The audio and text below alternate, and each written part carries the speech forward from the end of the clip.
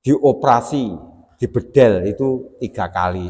Napa niku 4 kali niku wau dibasuh dengan air zam-zam 3 kali. Usia 51 tahun. Nggih, 51 punjul 8 bulan punjul 18 hari.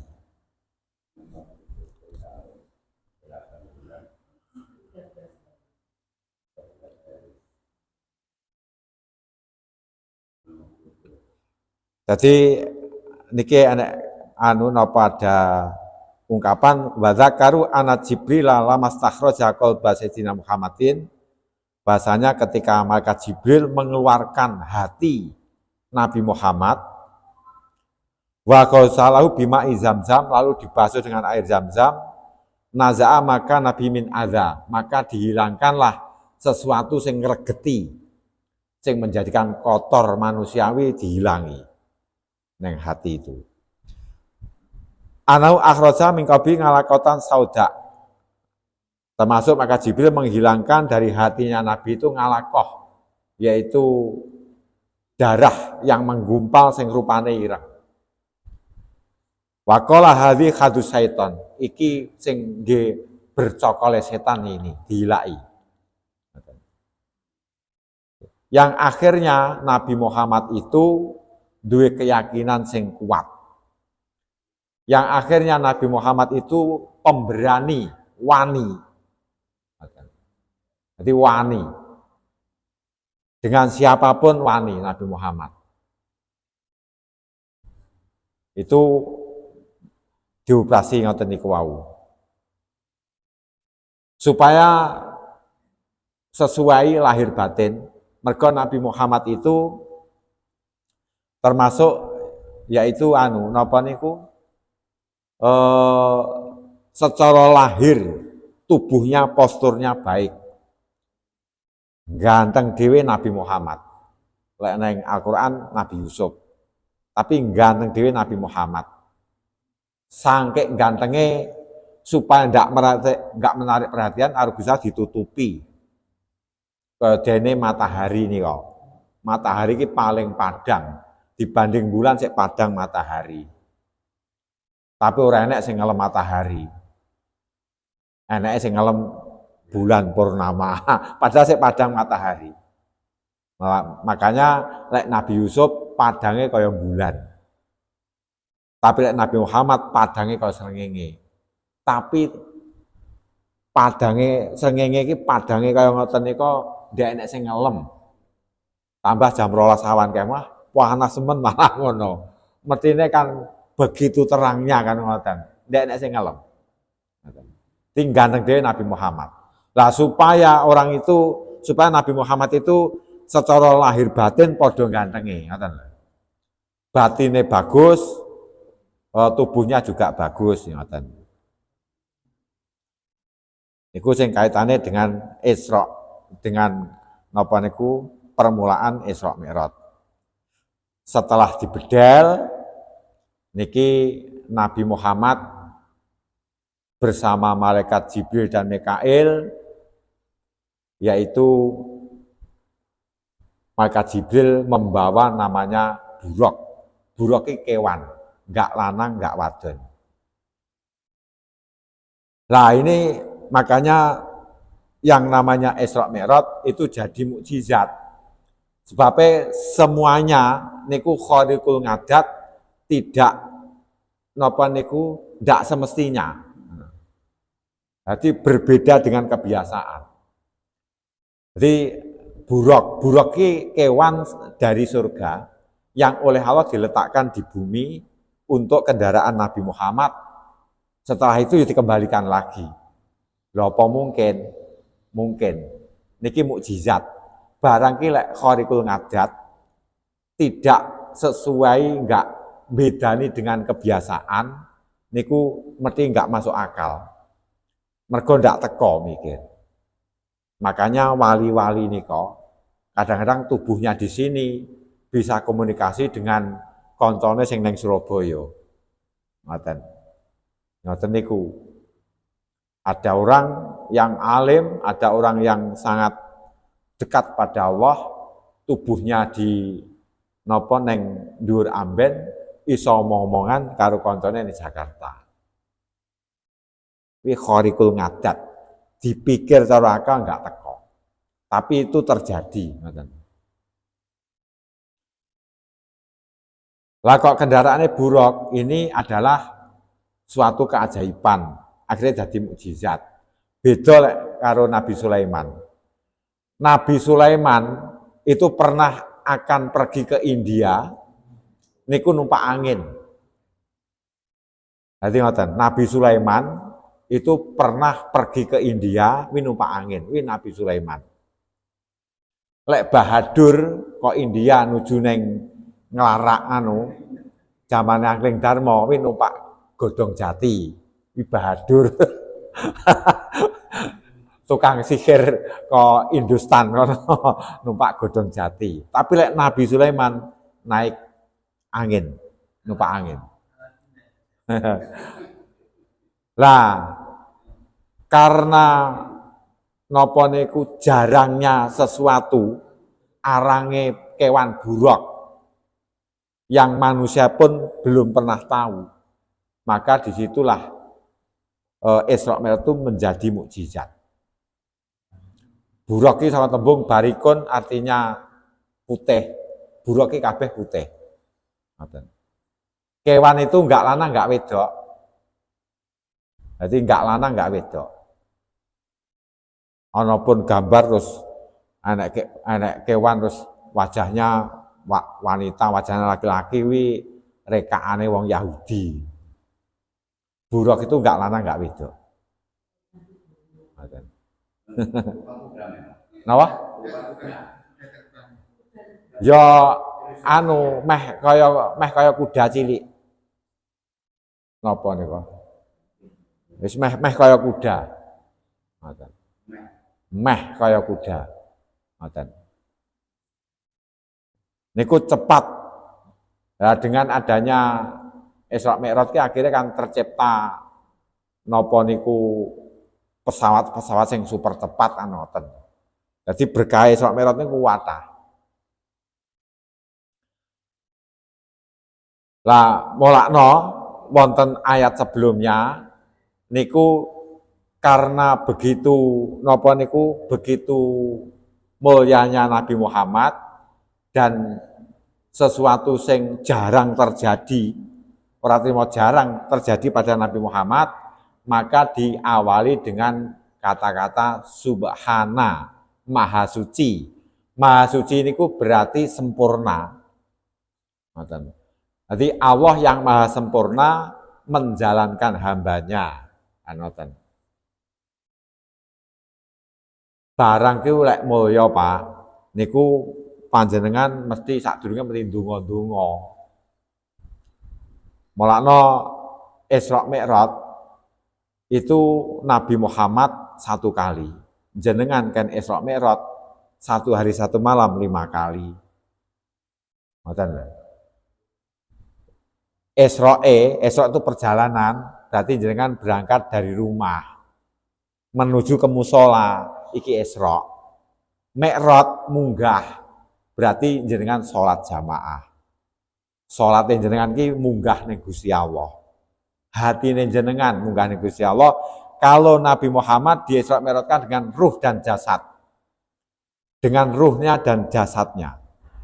Tapi kita disuruh diperintah oleh Allah supaya Isra Mi'raj itu dengan ruhnya saja, yaitu kita ibadah kepada Allah. Ngoten. Makna mukjizate Isra Mi'raj iki kat saiki sik enek. Berbeda dengan mukjizat-mukjizat yang diberikan nabi-nabi sebelumnya. Tongkat digepukne ning segara dadi anu. Wis ora enek buktine. Tongkate ya wis ora enek buktine. Seperti Nabi Soleh nutuk watu jerone enek untane meteng gawedi. Ya wis enggak enek buktine. Tapi Isra Mi'raj ini ada buktinya. Buktinya apa? Kita sholat. Buktinya kita sholat. Sholat 5 waktu itu. Sebelum Isra Mi'raj, sholatnya Kanjeng Nabi adalah pagi dan sore. Tidak pakai rukuk, tidak pakai sujud. Enggak gawe rukuk, enggak gawe sujud. Ya, pokoknya sholat 2 rakaat. Niki kisah ngeten.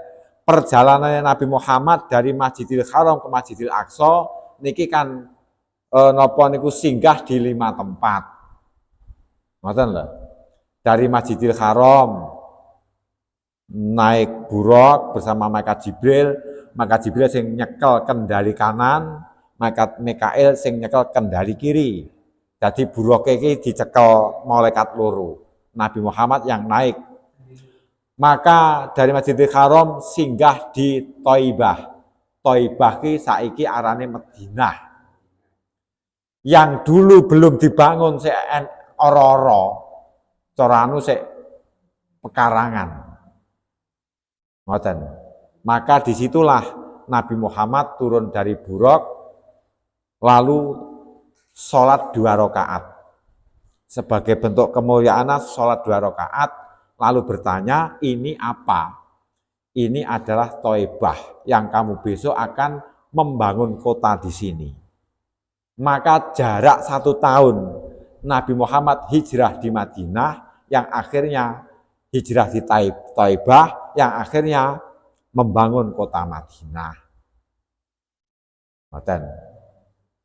Jadi saat durunge Nabi Isra, ini kan sebelum hijrah toh. 1 tahun sebelum hijrah Isra niku. Tengriku terus malih membangun kota Madinah sing kados jenengan pernah di sana. Jenengan pernah kaji, pernah umroh, tentunya pernah di sana.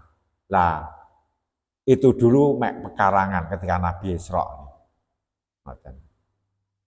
Lalu terus berjalan lagi menuju sampai ke Madian, yaitu tempat melarikan diri Nabi Musa dari Mesir menuju Madian. Mergo Nabi Musa ngampleng wong Kipti, dipisah angel, dikamplengi mati. Ya ora dikampleng gak nejo. Misah orang, dipisah angel, lalu akhirnya ya rodok dipiye ngoten, akhirnya mati. Ini akhirnya jadi buron Nabi Musa.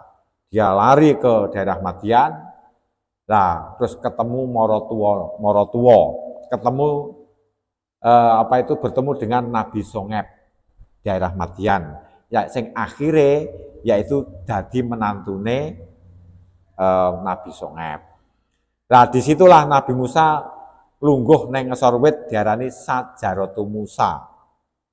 Dan Nabi Muhammad singgah di situ sholat 2 rakaat. Tempat yang disinggahi Nabi Muhammad ketika Isra iki dadi mulya. Sajaratu Musa, wit Musa. Wit nggih ngusine Nabi Musa. Nggih layah-layah. Sik enom mek duwe masalah ning negarane ya Melayu. Masih Madian. Niku digoleki ning petane Arab. Lalu setelah dari Madian menuju ke Gunung Tursinai. Nah, ke Gunung Tursinai ini Nabi Muhammad juga sholat 2 rakaat. Lalu bertanya kepada malaikat Jibril, "Mahadza, iki apa to, hai Jibril?" Ini Gunung Tursinai, tempat Nabi Musa menerima wahyu. Tempat awal manusia nyembah Gusti Allah neng Gunung Tursinai. Ngoten. Jadi neng Gunung Tursinai itu. Jadi tempat manusia menjadi pinter iki kok Gunung Tursinai. Sing ada sejarahnya umatnya Nabi Musa kabeh 70 itu diajak untuk munajat ning Gusti Allah, lalu minta kepada Nabi Musa supaya lek iso Tuhanmu ki jenggelek ketara ngadeg apa lungguhno hai Musa. Nah niki akhirnya mergo kata-kata itu kan yo menyakitkan Nabi Musa, harus mosok Tuhan kok kon jenggelek lungguh apa ngadeg, akhirnya sambar mledek. Sambar mledek iki mati 3 dina. Lalu dihidupkan lagi terus sadar bahwa Allah itu enggak perlu dipadakne. Di arina wa jahrotan umatnya nggih 70 umatnya mati 3 dina sambil mledek. Dari mulai itulah maka umatnya Nabi Musa sadar ternyata Allah itu ada, ngoten lho. Nah, niku Gunung Tur Sinai, tempat untuk Nabi Musa menerima wahyu. Gunung Tur Sinai sampai terus ke Bethlehem. Baitul Lahmin tempat lahir Nabi Isa. Tempat lahir Nabi Isa yang Bet itu tempat, Lahmin itu daging, pasar daging. Saat ini yang mulya sing disinggahi Nabi Muhammad. Jadi pasar daging. Di situ Nabi Muhammad juga sholat 2 rakaat. Terus sampai ke Masjidil Aqsa. Lek dihitung dari Masjidil Haram berarti 6. Masjidil Haram, Thaibah, Madinah, lalu Madian, lalu Gunung Tur Sinai, lalu Bethlehem, terus Masjidil Aqsa. Melambangkan rukun iman itu 6. Lek dihitung sangka Madinah, Thaibah, Madian, Gunung Tur Sinai, lalu Bethlehem, Masjidil Aqsa, ngelambangne bahwa rukun Islam itu 5. Rukun Islam itu 5, lek rukun iman 6. Niku munculnya teng riku akhirnya.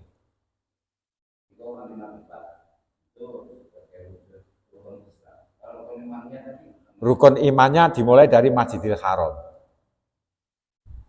Perjalanan dimulai dari Masjidil Haram toh. Jadi Subhanalladzi asra bi abdihi lailam minal masjidil haram. Min itu ibtidaul makan, ngawiti tempat, mengawali tempat, ibtidaul makan dari Masjidil Haram. Lah, kenapa Isra Mi'raj itu kok jadi mukjizat? Itu karena perjalanan yang seharusnya ditempuh 1 bulan ini hanya ditempuh sekitar 2 jam, 3 jam. Mergo gen tempat tidur Nabi Muhammad itu anget. Maka terus setelah Nabi Muhammad pulang dari Isra Mi'raj, niki karo dulure niku wau, aja cerita lho ya, ngono karepe ngoten. Enggak, aja cerita, engko kamu banyak didustakan orang, aja cerita. Mergo enggak masuk akal. Wong perjalanan 1 bulan Masjidil Haram karo Palestina kuwi ya adoh ngoten. Perjalanan 1 bulan cara numpak unta ngoten. Lah, teng niku hanya ditempuh sekitar 2 jam 3 jam. Dadi Isra Mi'raj niku mboten dangu. Mulane digawe kata lailan. Lailan itu sebagian dari malam. Lek alaila itu berarti 1 malam penuh. Ngoten. Nggih. Ini masih Isra-nya. Nggih. Nggih. Berarti Isra-nya ini 2 sampai 3 jam. Isra Mi'raj tercakup. Nggih. Ya, sudah. Ngoten. Makanya kuwi dadi mukjizat, ngoten lho. Dadi mukjizat. Dadi lailan minal Masjidil Haram ilal Masjidil Aqsa. Dikatakan Masjidil Haram karena semuanya adalah masjid. Jadi karena semuanya adalah masjid, makanya seperti kita ini kiblatnya adalah di Masjidil Haram. Tanah Masjidil Haram itu jadi kiblatnya kita. Lek neng Ka'bah mesti ndak mencleng. Masalahnya jaraknya jauh.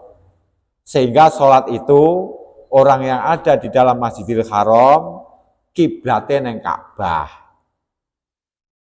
Orang yang ada dalam masjid kiblatnya neng Ka'bah. Orang yang ada di luar Masjidil Haram kiblatnya neng Masjidil Haram. Orang yang di luar tanah haram kiblatnya neng tanah haram. Seperti kita itu kiblatnya neng tanah haram. Neng Ka'bah ya ndak ketara no. Mencleng adoh ngoten. Nek salate madhep ngulon ya sah. Ngoten. Mulane mboten usah dienceng-encengne. Kadang enek to anune wah, enceng-encengne wis ndak indah blas. Sing menceng iki dodone ae. Sing wajib madhep kiblat itu dada kita. Duduk masjite. Masjid arep didepne ngidul, didepne ngalor, ya ora apa-apa, ora dosa.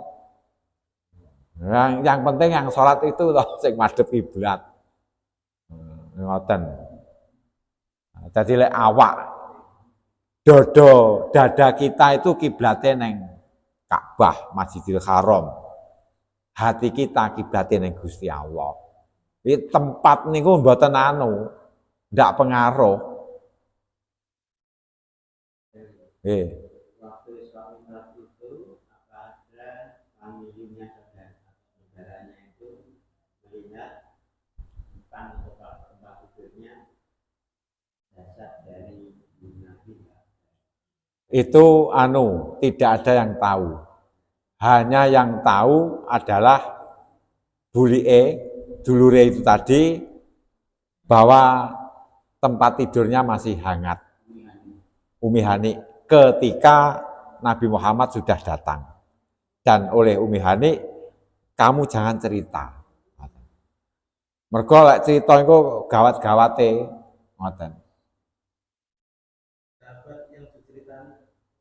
Yang diceritani pertama adalah lah niku akhire Nabi Muhammad iki cerita neng Abu Jahal Abu Lahab. Karo Abu Jahal Abu Lahab karo guyu ngono terus manggil. Terus Abu Lahab pidato neng ngarepe. Pon aku piye jajal anunan. Nah niku akhire ditanya. Napa niku dari anak buah Abu Lahab Abu Jahal niku wau ora Abu Jahal kon nekoki wong siji-siji. Jajal wong iki tekok ana ngono kae ponak aku kae piye anune. Ternyata ditanya pas Abu Bakar Siddiq membenarkan, membenarkan. Liane tidak membenarkan, tapi Abu Bakar Siddiq membenarkan.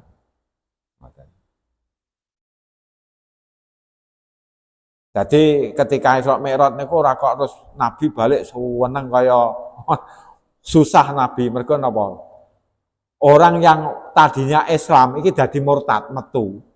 Nabi kok ndak masuk akal. Kan ngoten. Tapi yang akhirnya terbuka. Ngoten, terbuka. Yang pada waktu itu belum ada sholat 5 waktu, ngoten. Berarti belum ada sholat 5 waktu. Sik padha Islam ngoten. Ya mereka Islam mengikuti Nabi Muhammad ya bersahadat ngoten niku, tapi urung salat. Lha urung enak ngoten. Lah setelah Isra Mi'raj itulah terus ada salat 5 waktu. Berarti hukumnya kita berusaha setidaknya untuk ibadah itu berlaku setelah ada sholat 5 waktu. Hukum sholat syariat. Kalau hukum syariat itu kan syariat bermacam-macam. Lah niku ya tetap berlaku. Tapi untuk masalah sholat belum ada. Berarti wudhu rong enek. Ngoten. Adanya wudhu ini setelah adanya sholat 5 waktu. Ngoten. Setelah Isra Mi'raj. Itu saja Nabi Muhammad subuh kan nggak langsung sholat. Sholatnya kan setelah itu zuhur. Setelah Isra Mi'raj itu pulang Isra Mi'raj nggak langsung sholat. Sebab belum ada perintah. Terus carane piye urung enek. Berarti perintah sholat itu kan saat Isra Mi'raj. Iya. Kalau Nabi Musa menerima perintah Allah di Gunung Tur Sinai. Tapi Nabi Muhammad lebih mulia di atas Sidratil Muntaha. Podo-podo. Wa kallama wa Musa takliman. Nabi Musa berbicara langsung kepada Allah neng Gunung Tur Sinai. Juga di Muqaddasi Tua, yaitu di lembah yang suci. Innaka bimuqaddasi Tua. Ya Musa, fa'la napa nika? Naklek nika lho. Hai Musa, sandalmu cepoten. Innaka bimuqaddasi Tua. Kamu itu di lembah yang suci. Nah, niki Nabi Musa diajak bicara oleh Allah. Niku lumrah. Dan Nabi Muhammad Nabi Muhammad diajak bicara niku neng langit di atas Sidratul Muntaha.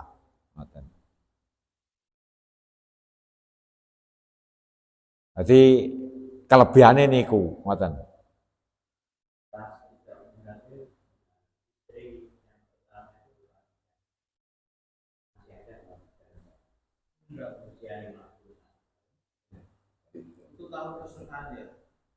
Niku setelah meninggal, baru meninggal.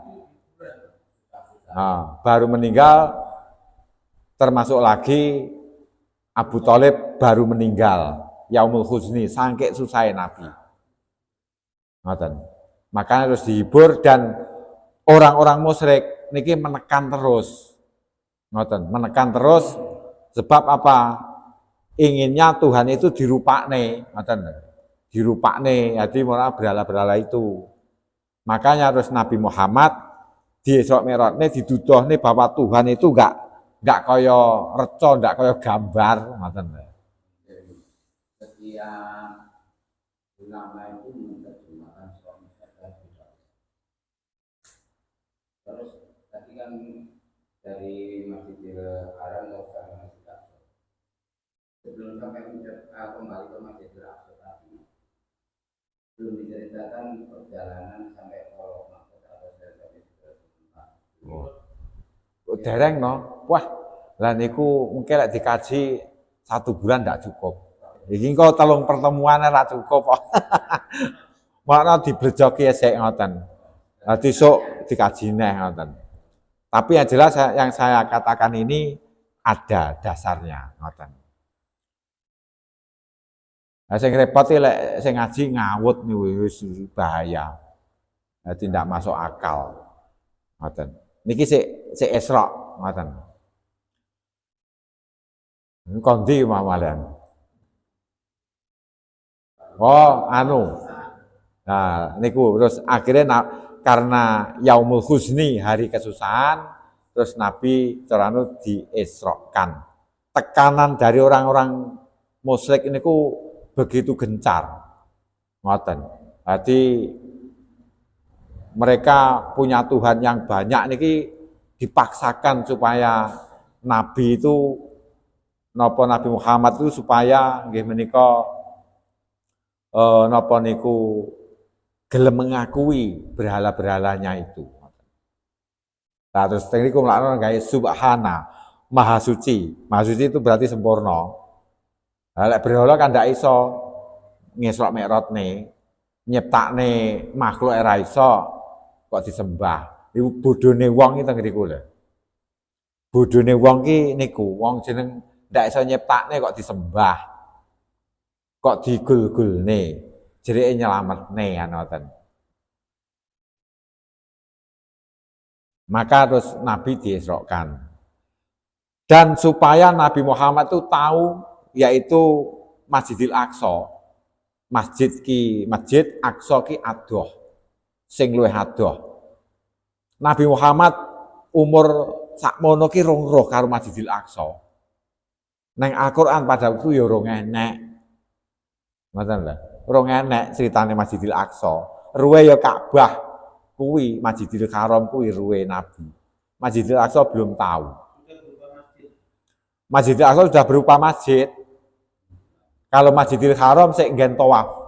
Ka'bah harus nggen tawaf. Di Masjidil Aqsa. Di Masjidil Aqsa belum ada orang Islam.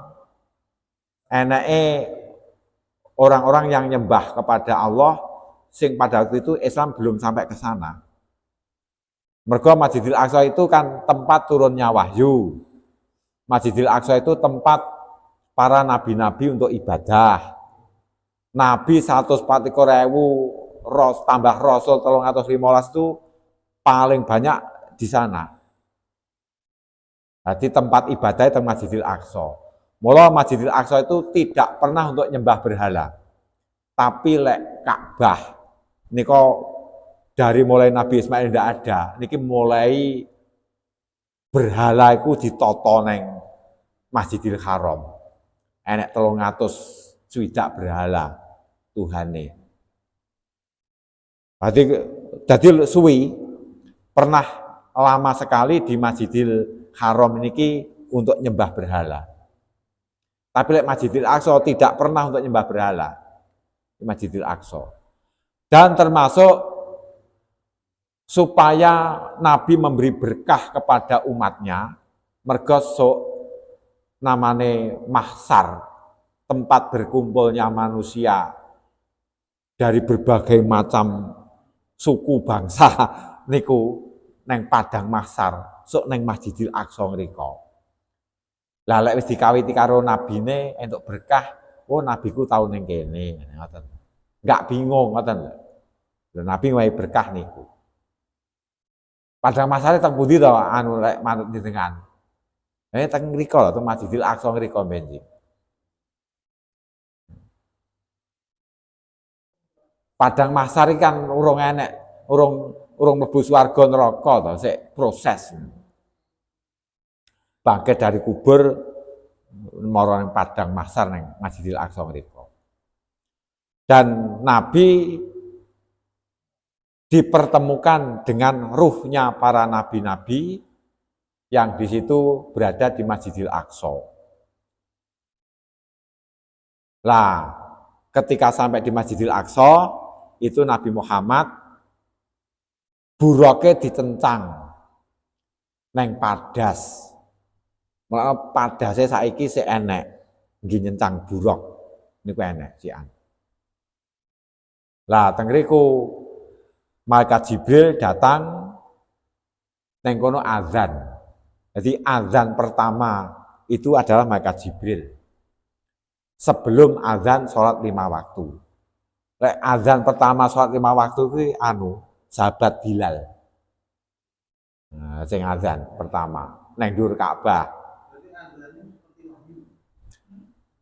Bukan mbok azane malaikat Jibril piye, tapi ternyata dikatakan malaikat Jibril azan lalu iqomah, lalu para nabi dan rasul itu sholat 2 rakaat, sing jadi imam adalah Nabi Muhammad.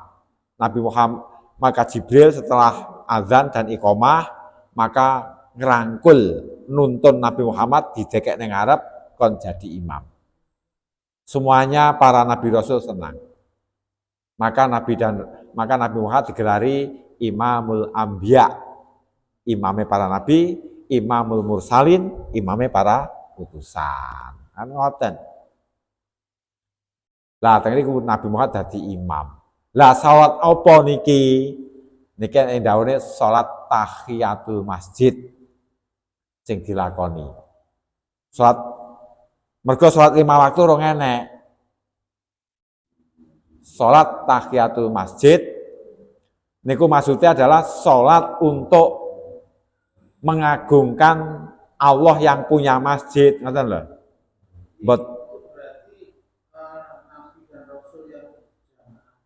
Nggih. itu berbentuk ruh seperti jasad sempurna. Lah Nabi disitulah memasuki alam kubur. Oh Nabi Isa enek, ikut jamaah. ya ikut jamaah. Berarti harusnya orang Yahudi tahu ya sejarah. Lah kudune ngerti, ngoten. Dadi nabi-nabi lah niku teng Masjidil Aqsa teng riku nggih menika di waktu malam itu roe para nabi dan rasul niku akeh sing padha teka, termasuk para penduduk langit, para malaikat itu pun juga datang untuk ikut sholat berjamaah. Tapi sholat tahiyatul masjid menghormat datang Allah sing duwe masjid. Hati-hati nggih atos-atos lek dadi kadang-kadang sholat tahiyatul masjid iki menghormati masjid. Iki dadi musyrik ngoten kuwi.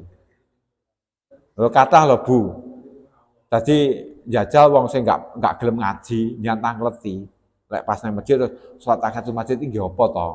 Bagi menghormat masjid, guys. Iki musyrik ngono kuwi san. Salat tahiyat penghormatan li rabbil masjid untuk Tuhan sing duwe masjid, ngoten lho. Ngoten niku. Jadi kan Nabi Muhammad niku dadi imam. Lah niki 2 kali Pak sholat berjamaah itu, yaitu setelah Nabi Mi'raj, setelah Nabi ke langit turun, maka turun kan yo nang Masjidil Aqsa niku. Maka teng riku Nabi Muhammad juga sholat berjamaah lagi bersama arwah para nabi dan rasul. Ngoten. Di sholat 2 rakaat. Menurut riwayat-riwayat yang ada ngoten. Jadi mereka orang-orang yang biasa sholat niki ternyata lek mati ki sik panggah sholat. Buktine para nabi dan rasul. Ngoten lho.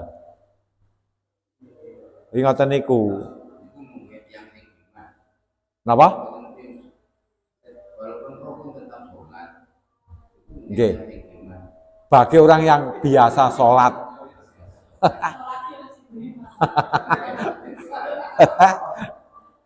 Bagi orang yang biasa sholat, niku ketika mati ternyata rohnya juga sholat.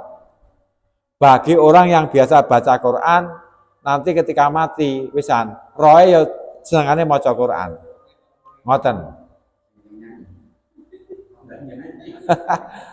Jadi, ya sing seneng zikir ya panggah berzikir sesuai dengan kesenangannya ketika di dunia. Kuwi wong mukmin nggih. Lek wong sing ndak ngibadah ki repot karo siksane.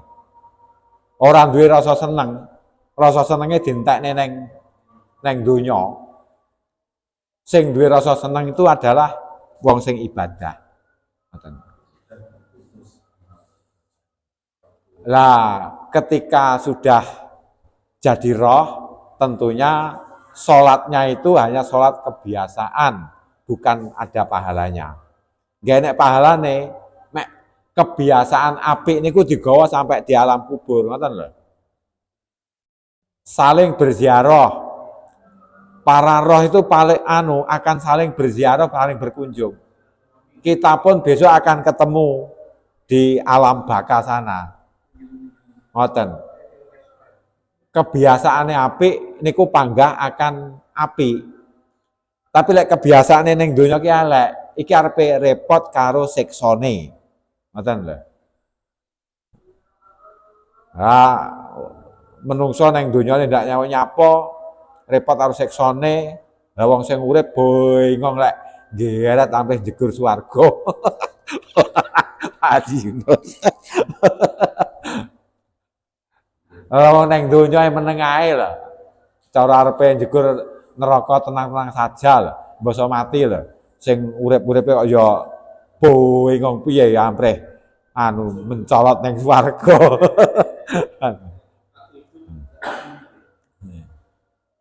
Wonten tanglet monggo. Nggih.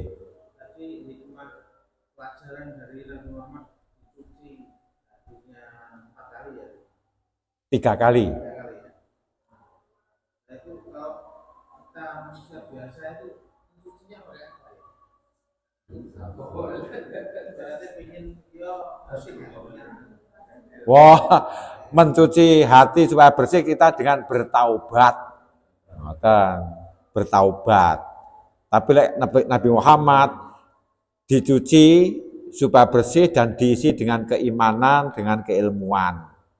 Kalau Nabi Muhammad itu malah duwe cerdas, duwe kesabaran, diisi ilmu dan khilman, ngilman wa khilman, diisi ilmu dan diisi kebijakan. Jadi Nabi Muhammad itu bijaksana sekali. Duweni sifat aris.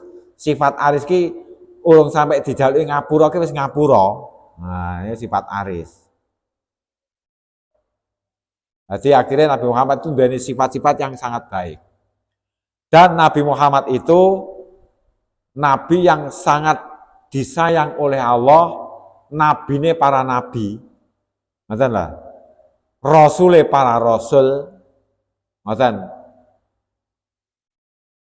Nabi Muhammad iki nabine para nabi. Iki nabi-nabi kuwi kabeh sik duwe nabi sapa? Nabi Muhammad.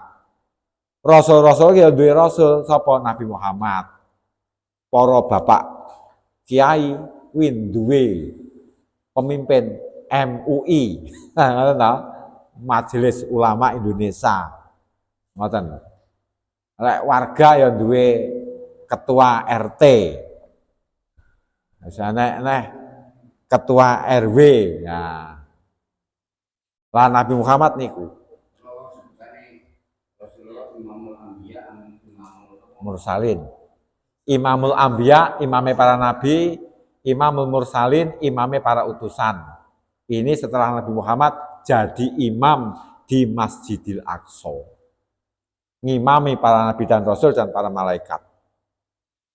Makanya Nabi Muhammad niku mesti panggilannya apik.